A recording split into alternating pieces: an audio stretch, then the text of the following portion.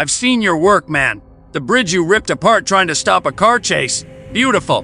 The train you derailed because some guy called you a name? They call you a hero and me a criminal. But we're the same breed, brother. We're not the same. I save people. Sometimes I break things doing it, but the intention is different. You kill people for money, for fun, because somebody looked at you wrong. That's not the same as collateral damage during a rescue. Don't sit there and pretend we're in the same category just because we've both got anger issues. You think intention matters? Tell that to the guy whose car you threw into a skyscraper. Tell that to the family of the hostage you accidentally put through a wall. Results are what matter. And your results look a whole lot like mine. I've got people helping me figure out how to save lives without ruining them in the process. What are you doing? Running meth through the desert? Killing bikers for territory? You're not trying to be anything except worse. You know why you get that? Because you're useful. Society looks at you and sees a weapon they can point at problems, so they give you therapy and second chances and a PR guy who makes your screw-ups look noble. They look at me and see trash. Crazy Trevor from the trailer park. No superpowers. Just trauma and a talent for violence. I didn't ask for powers. Woke up in a hospital in 1931 with no memory and the ability to fly. You think that was easy? 80 years of not knowing who I am, watching everyone I care about age and die while I stay the same. You want to talk about being broken? I'm so broken I don't even know what I was before the breaking. But I don't use that as an excuse to hurt people for fun. Fun is relative, friend. You know what's fun for me? Control. When I'm doing something violent, I'm in control. The world makes sense. The chaos is mine, not something happening to me. You think I chose this? My mom was a nightmare. My dad was worse. The Canadian Air Force kicked me out because some shrink decided I was psychologically unfit. I was going to fly jets, man. Serve my country. They looked at my brain and said, nope, too broken. Here's the door.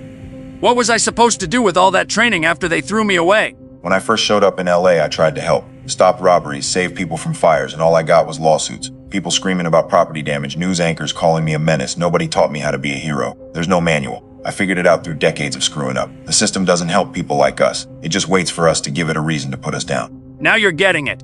The system isn't designed to fix broken men. It's designed to use them or bury them. You got lucky. Your broken came with superpowers, so they found a use for you. You know about MK Ultra? The CIA spent decades pumping people full of psychedelics, trying to create mind-controlled assassins. American citizens, Canadian citizens, mental patients who couldn't consent. They didn't care about fixing anyone. They wanted to break people in useful ways. That's what society does. It doesn't fix broken men. It looks for ways to exploit the breakage. That was decades ago. Things have changed. Have they? Operation Mockingbird. CIA assets planted in newsrooms to control narratives. COINTELPRO.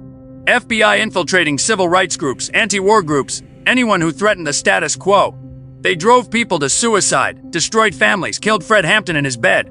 And you think they stopped? They just got better at hiding it. The system doesn't want fixed people. Fixed people demand changes. Broken people are controllable, useful, or at least quiet enough to ignore. I went to prison voluntarily. Did you know that? Turned myself in because a PR guy told me it would help my image. But while I was there, I saw what it does to people. Men who went in confused came out hardened. Men who needed medication got solitary confinement instead. The guards didn't care about rehabilitation. They cared about control. You're right about that part. See? We're having a moment here. Two broken guys who figured out the game. The difference is you still think you can win by playing along. Hero for the cameras. Meetings and therapy and making amends. But deep down, you know it's performance. You're not becoming a better person. You're becoming a better managed weapon. The rage is still there. The power is still there. You're just pointing it where they tell you to point it. When I saved that woman in the hospital, the one whose heart stopped during surgery, I didn't do it for cameras. I did it because I could. Because having power means having responsibility to use it. You have power too. You could use it differently. Instead, you cook meth and murder people over business disputes. It's a choice, Trevor, not destiny. About control. You're right about that part. I grew up with a mother who burned me with cigarettes and a father who used me as a punching bag. My brain got wired for violence before I could read. By the time I could choose anything, the choosing part was already damaged. You talk about responsibility, but responsibility requires a functioning decision-making process. Some of us got ours broken before we knew we had one. Is that our fault? Or is it the fault of the people who broke us and then blamed us for being broken? I saved a family once. Ray and his kid, his wife. I thought I was doing good. Turns out my presence in their lives put them in danger. There was a woman, Mary, someone from my past I didn't remember. Being near her weakened me. Being near her also endangered everyone around us. I had to leave, walk away from the only people who treated me like a person instead of a weapon or a menace. That's the cost of being what I am. Every connection becomes a risk. So yeah, Trevor, I understand being broken. I just refuse to let that be the end of the story. I know the story is just a series of events with no moral arc. People like us, we don't get redemption. We get management. We get containment. We get used until we're used up, and then we get forgotten or buried depending on how much trouble we caused. I've made peace with that. You're still chasing a fairy tale. The fairy tale is the only thing keeping me from becoming you. I've got enough power to level a city. If I really believed there was no point in trying, no redemption possible, why would I hold back? The belief in change isn't weakness. It's the only thing standing between who I am and what I could do. You gave up on that belief, and now you cook meth in the desert. I stopped believing a long time ago. Couldn't tell you exactly when. Just woke up one day and realized I didn't care about being better anymore.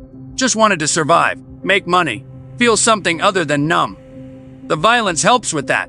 It's not healthy, I know that. But healthy was never on the menu for people like me.